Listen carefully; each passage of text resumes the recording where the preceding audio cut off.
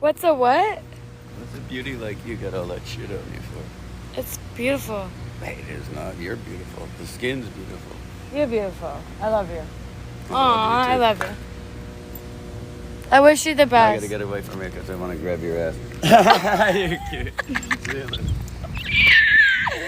Hey, today we have some stories on indigenous tribes in New York and some people being stuck at home and bored. So, as we all know, New York passed legalization for marijuana a couple months ago. I can't remember exactly when, but they had done it and it was a big hoopla and everyone was very excited about it. Naturally, of course. However, there was this long process that I think a lot of people didn't realize where it would take a long time for a marketplace to start up. So their earliest estimates are January of next year. So I guess we're getting there. But the reason for that really is because of all the red tape and all of the small details that they have to get ironed out.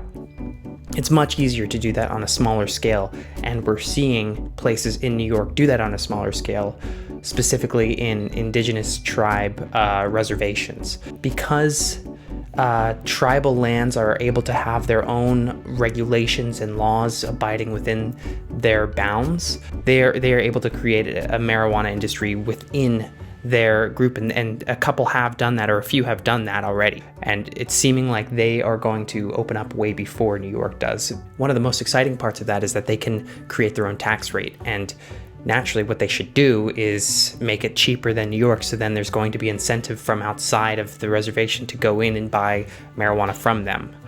And that's probably what they will do. There are two in particular that are very close to doing this. The St. Regis Mohawk tribe, which is on kind of the northern tip of New York, right next to Canada.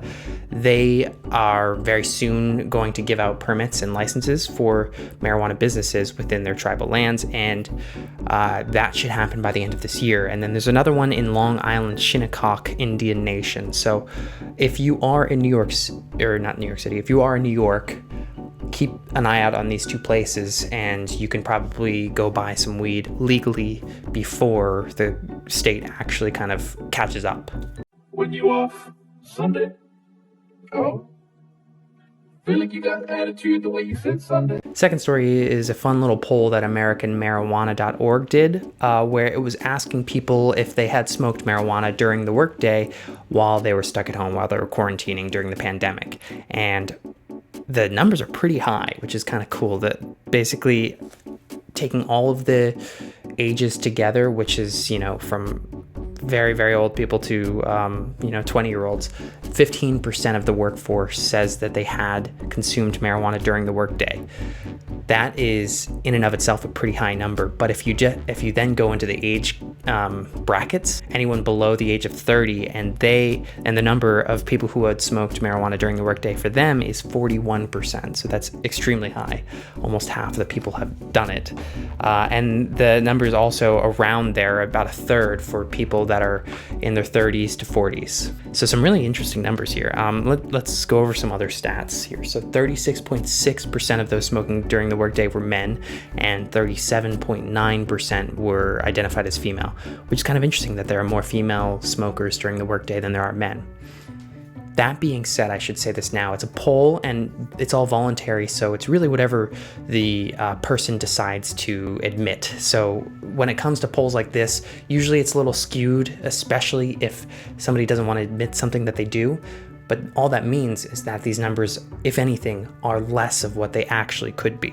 Some more numbers. 44.9% labeled themselves as white collar, 21.6% labeled themselves as blue collar, which is an interesting statistic, probably because the blue collar jobs are getting drug tested more so than the white collar jobs. That's my guess. And 53% of those who answered the poll, this was their first time smoking on the job. So what that's showing is that people are changing their habits during the pandemic when it comes to marijuana. And that, I think, is a larger point, which is this will probably, within a few years or 5 years or whatever, we'll probably look back at this point and see that there's such a growth in terms of how marijuana stigmatized in our culture, meaning it will be less stigmatized. And we're seeing this specifically with this last statistic here, which is 38% of employees say policies were relaxed by their employers after their stay at home. So in that sense, we can really look back in 5 or whatever years and see, oh, okay, so during the pandemic, people were smoking weed because it just paired so well with being stuck at home and there was nothing else to do.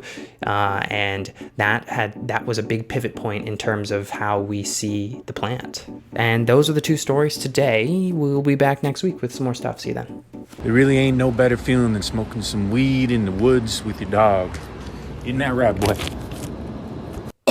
boy?